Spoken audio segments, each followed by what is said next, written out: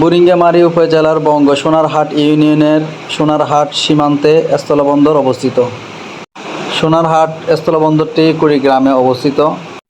এই ট্রাকগুলো ভারত থেকে পাথর নিয়ে আসছে, যদিও ভারতীয় ট্রাক। বুড়িঙ্গামারী বন্দরটি চালু হয় 2012 সালে। হাই গাইস, আসসালামু আলাইকুম। আজকে আপনাদেরকে গ্রাম বাংলার প্রকৃতি দেখার পাশাপাশি আপনাদেরকে দেখাবো স্থলবন্দর। সামনে একটা লোহার ব্রিজ রয়েছে। এই ব্রিজের মধ্যে এক পাশ থেকে গাড়ি গেলে অন্য পাশের গাড়ি আসতে পারে না, তাই সোনারহাট স্থলবন্দরটি বাংলাদেশের রংপুর বিভাগের কুড়িগ্রাম জেলার বুড়িঙ্গামারী উপজেলার বঙ্গ সোনারহাট ইউনিয়নের সোনারহাট সীমান্তে অবস্থিত একটি স্থলবন্দর। এই ব্রিজের একটা ইতিহাস আছে। যুদ্ধের সময় এই ব্রিজটা ভেঙে দেওয়া হয়েছিল যেন পাক হানাদার বাহিনী বাংলাদেশে ঢুকতে না পারে। এখানে যে ছিদ্রগুলো দেখতেছেন সবগুলো হলো যুদ্ধের সময় গুলি করা হয়েছে, বোমা মারা হয়েছে সেসব ছিদ্র। সোনারহাট স্থলবন্দর দিয়ে যেসব পণ্য আমদানি করার অনুমতি রয়েছে সেগুলো হলো পাথর, কয়লা, তাজা ফল, ভুট্টা, গম, চাল, ডাল, আদা, পেঁয়াজ, রসুন। আমরা অলরেডি স্থলবন্দরের কাছাকাছি চলে এসেছি। নদীটা দেখেছেন খুব সুন্দর। এখানে যেসব ঘরবাড়িগুলো রয়েছে সেখানে হলো এলাকার মানুষ বসবাস করে, আবার যারা কাজকর্ম করে তারাও এখানে বসবাস করে। বিশেষ করে ভারত থেকে যে পাথরগুলো নিয়ে আসে সেগুলো অনেক বড় বড় পাথর। তো এখানে ভাঙার জন্য অনেকগুলো মেশিন স্থাপন করতে হয়। মেশিনের মাধ্যমে এসব পাথরগুলো ছোট ছোট অংশে বিভক্ত করে ভেঙে বিভিন্ন জায়গায় সাপ্লাই দেওয়া হয়। আপনারা ইতিমধ্যে দেখতেছেন ভারতের একটি ট্রাক বাংলাদেশে ঢুকতেছে। ট্রাকটি পাথর এমনভাবে লুট করে নেওয়া হয়েছে যার কারণে এত বেশি লুট হয়েছে, যার কারণে গাড়িটি যাচ্ছে অতি ধীর গতিতে। দেখা যাচ্ছে সামনে ভারত। আমরা অবশ্য ওইদিকেও যাব, আপনাদেরকে দেখাবো। সামনে ভারত, সুতরাং আমি সোনারহাট কুড়িগ্রামের লাসমাতা একদম বর্ডারের কাছাকাছি চলে আসলাম। সামনে ভারত আপনারা দেখতে পাচ্ছেন। সো আপনাদেরকে দেখাচ্ছি। এখানে আমার পিছনে দেখতে পাচ্ছেন ভারতের গাড়ি। ভারতের গাড়ি নিয়ে যাচ্ছে পাথর। ভারতের গাড়ি, ভারতের ট্রাক।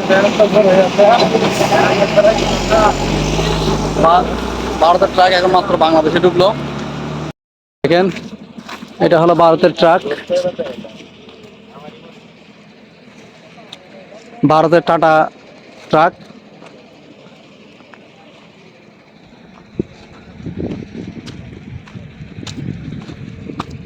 নাম্বার প্লেট দেখেন, এটা ভারতের, যার কারণে বুঝতে সুবিধা হবে আপনাদের। ভারতের নাম্বার প্লেট। সামনে আমরা দেখতেছি 0 কিলোমিটার, হয়তো সেখান থেকে ভারত শুরু। হ্যাঁ ঠিক আছে, আমার আইডিয়া ঠিক আছে। সামনে বাংলাদেশ একটা দেখা যাচ্ছে, সুতরাং আমি আপনাদেরকে দেখাবো ভারত বাংলাদেশ সীমান্ত। আপনারা জানেন কুড়িগ্রামে গরু সস্তা থাকে। যারা গরুর ব্যবসা করে তারা সাধারণত কুড়িগ্রামে এসে গরু নিয়ে যায়। দেখেন এখানে গরুর চাষ হচ্ছে। গরুর অনেক গরু রয়েছে এখানে। এখানে ফার্মের থেকে ব্যক্তি পর্যায়ে প্রচুর মানুষ চাষাবাদ করে। সোনারহাট স্থলবন্দর দেখতেছেন। সোনারহাট স্থলবন্দর 0 কিলোমিটার, অর্থাৎ এখান থেকে ইন্ডিয়া শুরু, আবার এই পাশ থেকে হলে বাংলাদেশ শুরু। সো আপনারা একটা দেখতেছেন বোঝাই করা একটা গাড়ি আসতেছে, লুট করা একটা গাড়ি, ট্রাক। এমন অবস্থায় আসতেছে, মানে প্রচুর পাথর নেওয়ার কারণে ভালো করে চালাইতে পারতেছে না। দেখেন আমি এখন বর্তমানে ইন্ডিয়াতে আছি। ইন্ডিয়া, আর এই পাশে হলো বাংলাদেশ। সীমান্তর মাধ্যমে বাংলাদেশ এবং ভারত আলাদা করা হয়েছে। এখন আমি বর্তমানে ভারতের মধ্যে আছি। এদিকে আমার 2জন সহপাঠী এখানে দাঁড়ায় আছে। এখান থেকে বলেন, কিছু বলার থাকলে বলেন। আমার কলিগ, আমার সহপাঠী। দেখি, এটা হলো কুড়িগ্রাম, 50 কিলোমিটার এখান থেকে। ব্যবসা করার জন্য চিন্তা ভাবনা করতেছেন, কুড়িগ্রাম আসবেন, আমার সাথে যোগাযোগ করতে পারেন। তাদেরকে সস্তায় গরু নিয়ে দেওয়ার ব্যবস্থা করব। 1000 নয়, এটা সম্ভবত হতে পারে ফিলার নাম্বার। এদিকে যতগুলো পিলার দেওয়া হয়েছে সবগুলা পিলারের নাম্বার দেওয়া হয়েছে, হয়তো 109, 1009, সরি 1009।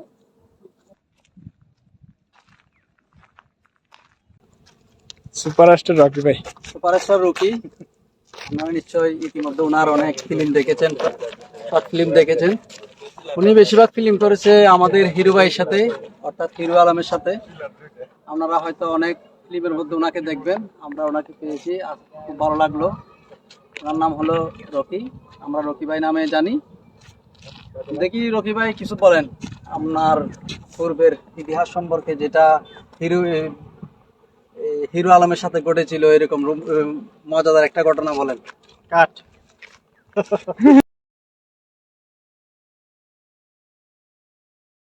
দেখেন কুচবিহার 65 কিলোমিটার, মেঘালয় 350 কিলোমিটার এবং শিলিং 350 কিলোমিটার, ভুটান 160 কিলোমিটার, অর্থাৎ এই রুট দিয়ে এই 4টা অঞ্চলে, এই 4টা অঙ্গরাজ্যে যেতে পারবেন। প্রতিদিন এই স্থল বন্দরে ভারতের গোলাপগঞ্জ হতে গড়ে 80 থেকে 100টি ট্রাক পাথর এবং কয়লা নিয়ে বাংলাদেশে প্রবেশ করে। সোনারহাট স্থলবন্দরটি বাংলাদেশের রংপুর বিভাগের কুড়িগ্রাম জেলার বুরুঙ্গমারী উপজেলার বঙ্গ সোনারহাট ইউনিয়নের সোনারহাট সীমান্তে অবস্থিত একটি স্থলবন্দর। ভারত থেকে আনা কয়লা এখানে আনলোড করা হচ্ছে। আনলোড হওয়ার পরে ট্রাকগুলো আবার ভারতে খালি চলে যাবে। আপনাদেরকে এখানে পাথর ভাঙার একটা প্রক্রিয়াটা দেখায়। বড় বড় পাথরগুলো সর্বপ্রথম একটা বড় পাত্রে দেওয়ার পরে সেখান থেকে ছোট আকৃতি ধারণ করার জন্য বিভিন্ন প্রক্রিয়া অবলম্বন করে। সেগুলো হলো এখানে কয়েকটি মাথা দেখতেছেন, এক একটি মাথা এক একটি সাইজ নির্ধারণ করে। কোনোটা 1 ইঞ্চি, 1.5 ইঞ্চি, 3/4 সাইজ নির্ধারণ করে এখানে পাথরগুলো ভাঙা হয়। আপনারা মেশিনটি অবশ্য দেখতেছেন। ভিডিওটি ভালো লাগলে অবশ্যই একটি লাইক দিবেন এবং অন্যকে দেখার জন্য শেয়ার করে দিবেন। আসসালামু আলাইকুম।